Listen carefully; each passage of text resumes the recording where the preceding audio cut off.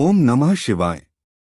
आज हम आपको सुनाने जा रहे हैं महाशिव पुराण का श्रीरुद्र संहिता का द्वितीय खंड का दूसरा अध्याय, जो है शिव पार्वती चरित्र।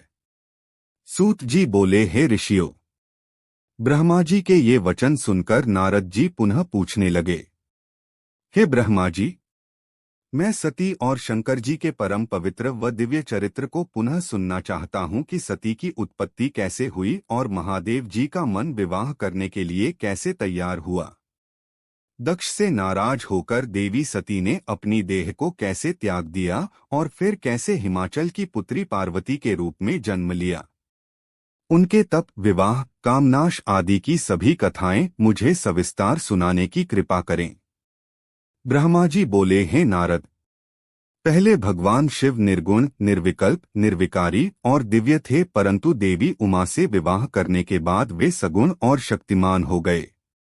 उनके बाएं अंग से ब्रह्मा जी उत्पन्न हुए और दाएं अंग से विष्णु उत्पन्न हुए।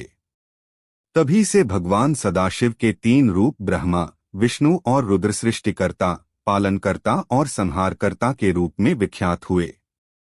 उनकी आराधना करते हुए मैं सुरासुर सहित मनुष्य आदि जीवों की रचना करने लगा। मैंने सभी जातियों का निर्माण किया। मैंने ही मरीच, अत्रि, पुलह, पुलस्त्य, अंगिरा, क्रतु, वशिष्ठ, नारद, दक्ष और भृगु की उत्पत्ति की और ये मेरे मानस पुत्र कहलाए। तत्पश्चात मेरे मन में माया का मोह उत्पन्न होने लगा। तब मेरे हृदय से अत्यंत मनोहारी और सुंदर रूप वाली नारी प्रकट हुई। उसका नाम संध्या था। वह दिन में क्षीण होती, परंतु रात में उसका रूप सौंदर्य और निखर जाता था। वह सायं संध्या ही थी। संध्या निरंतर मंत्र का जाप करती थी। उसके सौंदर्य से ऋषिमुनियों का मन भी भ्रमित हो जाता था। इसी प्रकार मेरे मन से एक मनोहर रूप वाला पुरुष भी प्रकट हुआ। वह अत्यंत सुंदर और अद्भुत रूप वाला था। उसके शरीर का मध्य भाग पतला था। वह काले बालों से युक्त था। उसके दांत सफेद मोतियों से चमक रहे थे। उसके श्वास से सुगंधी निकल रही थी। उसकी चाल मदमस्त हाथी के समान थी। उसकी आंखें कमल के समान थीं। उसके अंगों में लगे केसर की सुगंध नासिका को तृप्त कर रही थी। तभी उस रूपवान पुरुष ने विनयपूर्वक अपने सिर को मुझ ब्रह्मा के सामने झुकाकर मुझे प्रणाम किया और मेरी बहुत स्तुति की। वह पुरुष बोला, ब्रह्मा, आप अत्यंत शक्तिशाली हैं। आपने ही मेरी उत्पत्ति की है।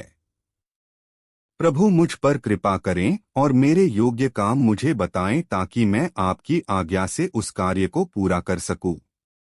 ब्रह्मा जी ने कहा, हे भद्र पुरुष, तुम सनातनी सृष्टि उत्पन्न करो।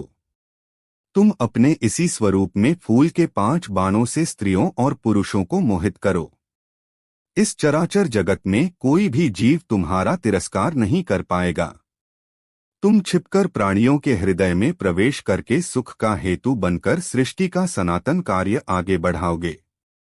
तुम्हारे पुष्पमय बाण समस्त प्राणियों को भेद कर उन्हें मदमस्त करेंगे।